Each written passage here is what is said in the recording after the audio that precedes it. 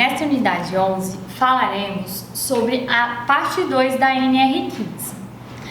A NR15, como vimos lá na aula anterior, ela possui anexos. Então, nessa parte 2, estudaremos sobre o anexo 5, o 7, o 8 e o 14. No anexo 5, estudaremos sobre as radiações ionizantes. No anexo 7, falaremos sobre as radiações não ionizantes.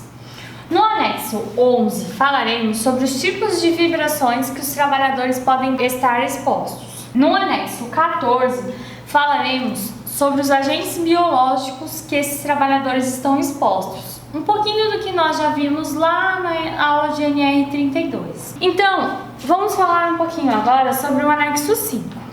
O que pode ser uma radiação ionizante?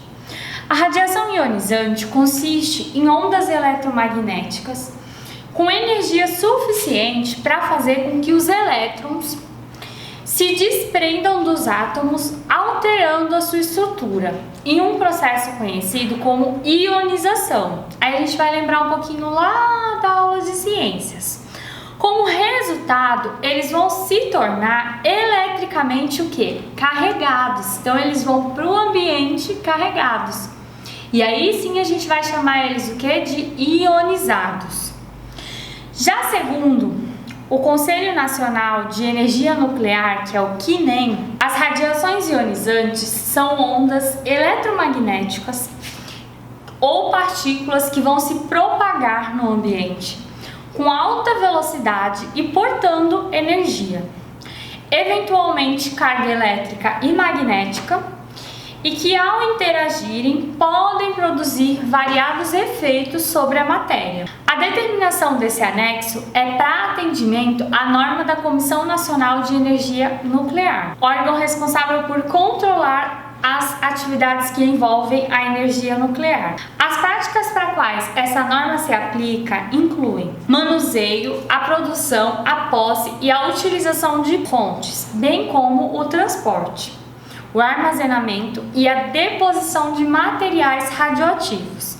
Então, todos os serviços que vão trabalhar com materiais radioativos vão seguir tudo que está escrito nessa comissão, tudo que está escrito nessa norma. Temos o uso de radiação ionizante nos hospitais, nas clínicas especializadas em raio-x, em vários aparelhos que trabalham com radiografias, radiologia, nos demais exames radiológicos, então pode ser numa ressonância, numa tomografia, nos consultórios odontológicos em geral. E aí eu vou citar para vocês um trechinho da NR32, que a gente fala sobre material radioativo. Então, por ser bastante comum o uso dos equipamentos que emitam radiações ionizantes nos serviços de saúde, a NR32 também faz recomendações com relação à precaução. Lá no trechinho da NR32 fala que o trabalhador que realize atividades em áreas onde existem fontes de radiações ionizantes deve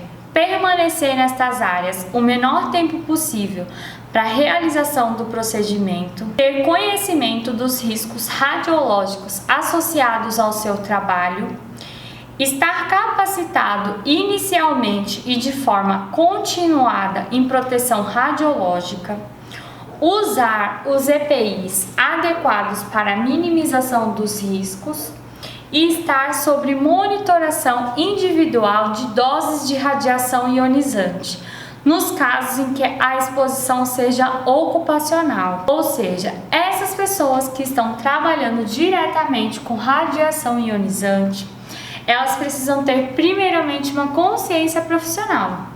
Então elas precisam utilizar o EPI, elas precisam seguir a norma, que a norma diz o tanto de horas que elas podem trabalhar por dia, que elas podem ficar expostas. Então nós não estamos brincando, nós vimos aí o que significa uma radiação ionizante, o que ela faz, essa matéria no ambiente.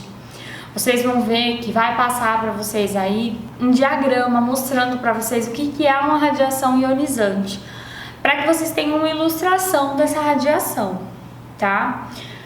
No anexo 7, a gente fala sobre as radiações não ionizantes. O que são essas radiações não ionizantes?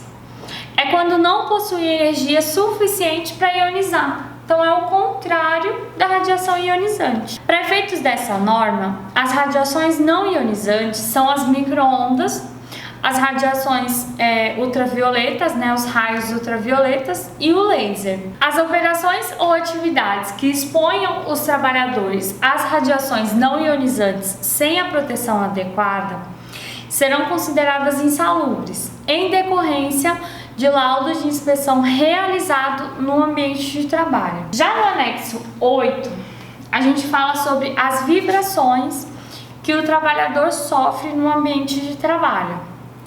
Então, existem dois tipos de vibração, que a gente chama por siglas, o VCI e o VMB. O VCI é a vibração de corpo inteiro que a gente fala. Então, é aquela vibração que a pessoa sofre quando trabalha, por exemplo, dentro de um trator, tá? Então, o corpo inteiro da pessoa sente aquela vibração. Quando a gente passa do lado de um trator, por exemplo, a gente não sente aquela vibração? Nosso corpo parece que não dá uma taquicardia, assim, a gente sente alguma coisa? Então, imagina quem tá dentro do trator, quem tá dentro de um maquinário, por exemplo, Então, a pessoa precisa usar o abafador, a pessoa precisa estar bem vestida. No VMB, a gente fala sobre a vibração de mãos e braços. Então, por exemplo, são pessoas que trabalham com marteletes, são pessoas que trabalham com britadeiras, com furadeiras. Então, essas pessoas também precisam, além de utilizar o protetor auricular, elas sofrem essa vibração. Então, elas vão receber um tipo de insalubridade para isso, um valor de insalubridade, porque elas sofrem com essa vibração, tá? As situações de exposição a VMB e VCI superiores aos limites de exposição ocupacional são caracterizadas como insalubres de grau médio. No anexo 14, a gente fala sobre os agentes biológicos, como nós já vimos nas aulas anteriores. Então, a insalubridade ela é caracterizada pela avaliação qualitativa da atividade desenvolvida por aquele trabalhador. A insalubridade de grau máximo, então, são considerados os trabalhos ou operações em contato permanente com, por exemplo, pacientes com isolamento por doenças infecto-contagiosas. Então, como eu dei exemplo para vocês, na nossa região, o Hospital Emílio Ribas entra nesse quesito. Então, pessoas que estão em contato com carnes, com glândulas, com vísceras, com sangue, com osso, com couro, com dejetos de animais portadores de doenças infecto-contagiosas, pessoas que trabalham com esgoto, com galerias e tanques, pessoas que trabalham com lixo urbano, então os coletores de lixo recebem esse grau de insalubridade, pessoas que trabalham na área industrial do lixo também. Já a insalubridade de grau médio são os trabalhadores e operações em contato permanente com pacientes, animais e com materiais infecto-contagiosos em hospitais, serviços e emergência de enfermarias, ambulatórios, postos de vacinação e outros estabelecimentos de saúde. Os laboratórios de análise clínica, pessoal que faz exumação de corpos em cemitério, quem trabalha com resíduos de animais deteriorados, por exemplo, quem trabalha em gabinetes de autópsia. Então, precisa fazer uma autópsia, um exame que faz lá no indivíduo que já foi a óbito. O pessoal também recebe uma insalubridade de grau médio.